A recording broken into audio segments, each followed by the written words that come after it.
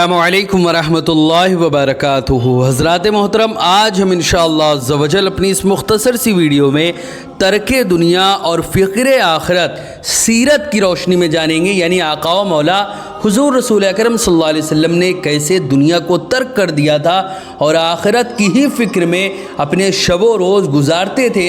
आका सल्लल्लाहु अलैहि वसल्लम ने तर्क दुनिया के बारे में क्या फ़रमाया है और आखिरत की फ़िक्र के बारे में क्या फ़रमाया। हमारे आका की ज़िंदगी में तर्क दुनिया और आखिरत की फ़िक्र का तसव्वुर क्या था, ऐसी बहुत सारी बातों के बारे में आज अपनी इस मुख्तसर सी वीडियो में हम जानेंगे। वीडियो पसंद आए वीडियो को लाइक करें, शेयर करें और अगर हमारे मोहम्मदी चैनल पर नए आए हो तो इसे ज़रूर सब्सक्राइब करके बेल आइकन को भी ज़रूर दबाएं ताकि इस तरह की तमाम इन्फॉर्मेटिव वीडियोज़ आप तक ज़रूर पहुँचे। हज़रात मोहतरम, हुज़ूर रसूल अकरम सल्लल्लाहु अलैहि वसल्लम की हयात मुबारका का हर लम्हा खौफ इलाही और फ़िक्र आखरत से लबरेज़ है। आपकी सीरत तैयबा में नुमाया तौर पर दुनिया से बेरग़बती और खौफ आखरत और उम्मत की नजात की फ़िक्र मौजूद है।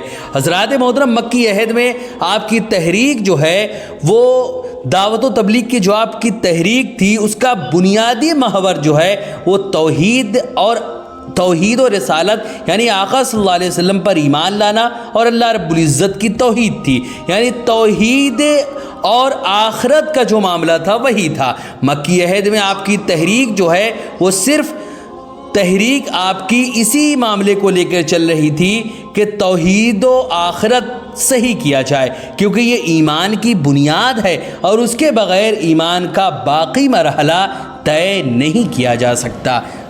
मोहतरम, जब आखिरत का तसव्वुर जो है वो यकीन की हद तक रासिख हो जाता है तब आमाले सालिहा की तरफ रग़बत होने लगती है। अल्लाह की नाराज़गी और गुनाहों से बचने का हौसला इंसान के अंदर पैदा होता है। अगर यही यकीन ख़त्म हो जाता है तो इंसान बेखौफ और अपनी ख्वाहिशात के ताबे होकर ज़िंदगी को गुजारने लगता है। नाराज़गी और गुनाह मासियत उसके लिए ज़्यादा अहमियत नहीं रखती। तो इंसान जब अल्लाह रब्बुल इज़्ज़त की फरमा बरदारी करता है तो वो उसका महबूब बनते हुए नज़र आता है। यानी अल्लाह की नाराज़गी और गुनाह मासियत जो है, जो इंसान आखिरत की फ़िक्र से गाफिल होता है, अल्लाह की नाराज़गी और गुनाह मासियत उसके लिए ज़्यादा अहमियत नहीं रखती। अल्लाह ताला का इरशाद है, सूरह नहल की आयत है कि जो लोग आखिरत पर ईमान नहीं लाते उनके क़ुलूब, उनके दिल जो है वो मुनकिर हैं। उनके दिल अल्लाह की अज़मत और आखिरत की अजीम नेमतों का इनकार करने वाले हैं और वो लोग घटिया ज़िंदगी की जल्द मिट जाने वाली लज्जतों के फ़रेब में मुब्तला है और वो अपनी बड़ाई में मगन है। लिहाजा हमको चाहिए तर्के दुनिया और फ़िक्र आखरत में ज़्यादा से ज़्यादा वक्त अपना सर्फ करें। इमाम राज़ी इस आयत की तफसीर में लिखते हैं कि जो लोग आखिरत पर यकीन रखते हैं वो सवाब हासिल करने में हमेशा रग़बत दिखाते हैं और हमेशा के अज़ाब से डरते रहते हैं, लेकिन जो आखिरत पर यकीन नहीं रखते वो ना सवाब के हुसूल में कोई दिलचस्पी लेते हैं और ना उन्हें अल्लाह के अज़ाब का कुछ खौफ होता है। हज़रात मोहतरम, बिला शक व शुबा कायनात में आपकी ज़ात से बढ़कर, आप सल्लल्लाहु अलैहि वसल्लम की ज़ात से बढ़कर कोई अल्लाह से ज़्यादा करीब नहीं है, मगर उसके साथ ये भी सच है कि आपसे ज़्यादा अल्लाह का खौफ रखने वाला भी कोई नहीं है। इस शान के मालिक होने के बावजूद अल्लाह रब्बुल इज़्ज़त ने अक्सर मकाम पर आपको आखिरत की तवज्जो दिलाई है। सूरह ताहा की आयत है, आप उन लोगों की तरफ अपनी निगाह ना करें जिनको हमने दुनियावी ज़िंदगी की कुछ नेमतें दी हैं ताकि हम उनको आज़माएं। आपके रब का रिज़्क सबसे बेहतर और हमेशा बाकी रहने वाला है। सूरह नज्म में अल्लाह रब्बुल इज़्ज़त ने सूरह नज्म में इरशाद फरमाया, ऐसे शख्स से एराज़ कीजिए जो हमारे ज़िक्र से रूगर्दा है, हमारे ज़िक्र उसने छोड़ दिया है और दुनियावी ज़िंदगी के अलावा उसका कोई मकसद नहीं। उनके इल्म की रसाई बस यहीं तक है। आपका रब बखूबी जानता है कि कौन उसके रास्ते से भटका हुआ है और कौन जो है वो सीधे रास्ते पर मौजूद है।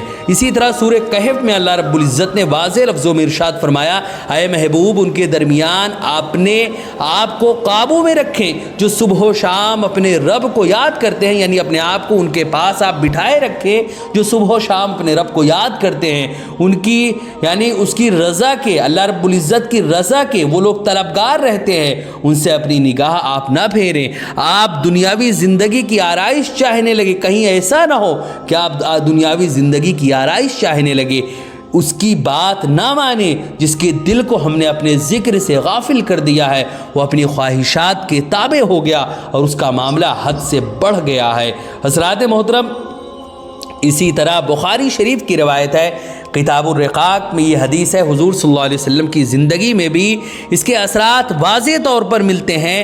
آپ کی سیرت خوف آخرت کی کامل تصویر پیش کرتی ہے، چنانچہ آپ اکثر یہ فرمایا کرتے تھے کہ آخرت کی زندگی ہی اصل زندگی ہے۔ حضرت عمر رضی اللہ تعالیٰ عنہ جو ہے وہ حدیث ایلا میں بیان فرماتے ہیں کہ ایک دن میں رسول اکرم صلی اللہ علیہ وسلم کی خدمت میں حاضر ہوا، آپ کو دیکھا کہ آپ ایک چٹائی پر آرام فرما تھے، چٹائی پر کوئی بچھونا نہیں تھا اور چٹائی کا نشان آپ کے پہلو میں ظاہر ہو رہا تھا، آپ چمڑے کے ایک تکیہ پر جس میں بھوسا بھرا ہوا تھا ٹیک لگائے ہوئے تھے۔ میں نے آپ کو سلام کیا، پھر کمرے میں جائزہ لیا، اللہ کی قسم اس میں چمڑے کے 3 ٹکڑوں کے سوا کوئی چیز ایسی نہیں تھی جو نگاہ کو متوجہ کرتی۔ میں نے عرض کی، یا رسول اللہ دعا کیجیے اللہ تعالیٰ آپ کی امت کو کشادگی عطا فرمائے۔ ایرانیوں اور رومیوں کو تو دنیا کی خوب نعمتیں حاصل ہیں، حالانکہ وہ اللہ کی عبادت بھی نہیں کرتے۔ رسول اکرم صلی اللہ علیہ وسلم یہ سنتے ہی اٹھ کر بیٹھ گئے اور فرمایا، اے ابن خطاب تم بھی ایسا سوچتے ہو؟ یہ تو وہ لوگ ہیں جنہوں نے اپنی نعمتوں کا سارا حساب دنیا ہی میں چکا لیا ہے۔ اسی طرح حضرت ابو بکر رضی اللہ تعالیٰ عنہ فرماتے ہیں، میں نے رسول اکرم صلی اللہ علیہ وسلم کے پکے ہوئے بال کو دیکھ کر عرض کیا، یا رسول اللہ آپ بوڑھے ہو گئے ہیں؟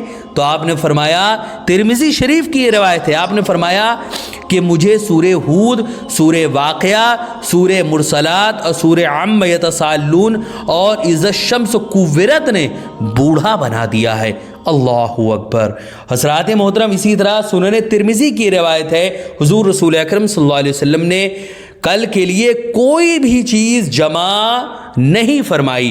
اسی طرح سنن ترمذی کی یہ بھی روایت ہے کہ مجھے دنیا سے کیا مطلب، آپ صلی اللہ علیہ وسلم نے فرمایا کہ مجھے دنیا سے کیا مطلب، میری اور دنیا کی مثال اس سوار کی طرح ہے جو کسی درخت کے سائے میں تھوڑی دیر کے لیے ٹھہرتا ہے، پھر اسے چھوڑ کر وہ آگے بڑھ جاتا ہے۔ حضرات محترم، اسی طرح مسلم شریف کی روایت ہے، حضرت عائشہ رضی اللہ تعالی عنہا فرماتی ہیں کہ رسول اکرم صلی اللہ علیہ وسلم نے نہ درہم چھوڑا، نہ دینار، نہ بکری، نہ اونٹ اور نہ کسی چیز کی آپ نے وصیت فرمائی۔ اسی طرح آپ صلی اللہ علیہ وسلم نے کسی بھی چیز کی وصیت نہیں فرمائی۔ حدیث شریف میں ہے کہ حضرت جبریل علیہ السلام آپ کی خدمت میں آئے اور عرض کیا، اللہ آپ پر سلام بھیجتا ہے اور یہ پیغام بھیجا ہے کہ اگر آپ چاہیں تو میں اس پہاڑ کو آپ کے لیے سونے کا بنا دوں اور جہاں آپ چاہیں یہ پہاڑ آپ کے ساتھ چلے۔ آپ نے فرمایا، آپ نے تھوڑی دیر کے لیے سر نیچے کیا اور پھر فرمایا، اے جبرائیل بے شک یہ دنیا اس کا گھر ہے جس کا کوئی گھر نہ ہو، اور اس کا مال ہے جس کا کوئی مال نہ ہو، اور اس کو وہ جمع کرتا ہے، دنیا کو وہ اکٹھا کرتا ہے، جمع کرتا ہے جس کے پاس عقل نہیں، یعنی جو بے وقوف ہے وہی اس کو جمع کرنے کے پیچھے لگا رہتا ہے۔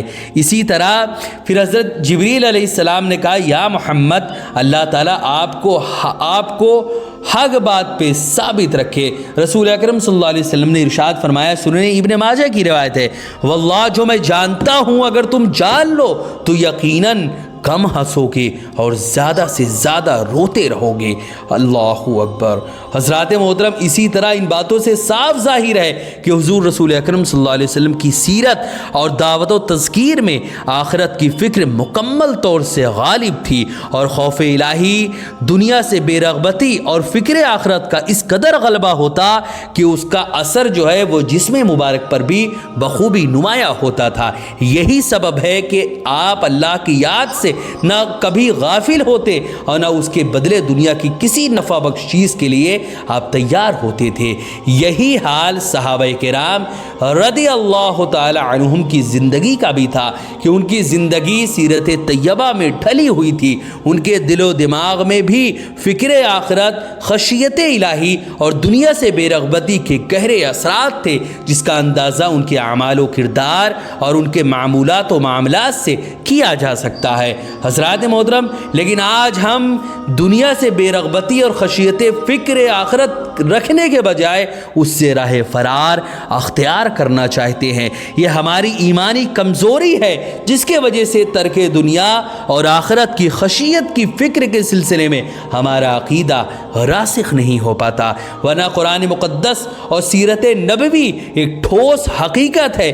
جو بھی ان کے دائرے میں رہ کر اپنی زندگی گزارے گا اور دنیا کی فضولیات سے پرہیز کرے گا، اس کے اندر دنیا سے بے رغبتی اور صبر و قناعت اور فکر آخرت پیدا ہوگی۔ وہ حسن نیت، حسن عمل اور حسن اعتقاد سے متصف ہوگا اور پھر انہی کاموں میں دلچسپی لے گا جو اس کے لیے آخرت میں نفع بخش ہوگی۔ اللہ ہم سب کو یوم آخرت کی یقین سے نوازے اور حضور صلی اللہ علیہ وسلم کی سیرت پر عمل کرنے کی توفیق عطا فرمائے، آمین آمین یا رب العالمین۔ زندگی کے ہر شعبے میں آقا صلی اللہ علیہ وسلم کی سیرت کو اپنانا چاہیے، خواہ وہ کوئی بھی فیلڈ ہو۔ آپ صلی اللہ علیہ وسلم کی زندگی ہمارے لیے سراپا نمونہ عمل ہے، مشعل راہ ہے۔ اگر ہم چاہتے ہیں کہ دنیا و آخرت میں ہم کامیاب و کامران ہوں، اگر ہم یہ چاہتے ہیں کہ دنیا و آخرت کی تمام کامیابیاں ہمارے قدموں کو چھومیں، تو ہمیں چاہیے کہ ہم سنت نبوی کے مطابق زندگی کو گزارتے ہوئے نظر آئے، کیونکہ آپ یہ کبھی مت سوچنا کہ لوہے کے سکے یا کاغذ کے ٹکڑوں کو کمانا یہ اصل کامیابی ہے، نہیں، ایسا ہرگز نہیں ہے۔ ورنہ حضور صلی اللہ علیہ وسلم یہ لوہے کے سکے یا کاغذ کے ٹکڑے نہیں، ڈائریکٹ سونے کے پہاڑ حضور صلی اللہ علیہ وسلم کے ساتھ چلتے اگر یہ کامیابی ہوتی۔ اصل کامیابی تو یہ ہے کہ دنیا میں آپ کا رب آپ سے راضی ہو جائے۔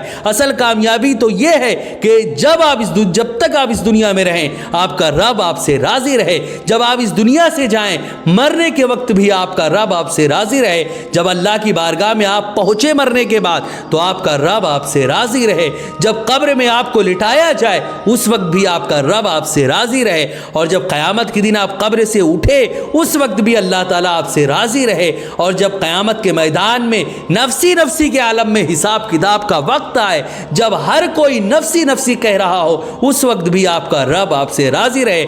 دنیا و آخرت کی سب سے بڑی کامیابی اگر کوئی ہے تو وہ صرف اور صرف اللہ کی رضا ہے، اس سے بڑی کوئی شے نہیں۔ حضرات محترم، ویڈیو پسند آئے ویڈیو کو لائک کریں، شیئر کریں، اور اگر ہمارے چینل پر نئے آئے ہو تو اسے ضرور سبسکرائب کر کے بیل آئیکن کو بھی ضرور دبائیں تاکہ اس طرح کی تمام انفارمیٹیو ویڈیوز آپ تک ضرور پہنچے۔ السلام علیکم ورحمۃ اللہ وبرکاتہ۔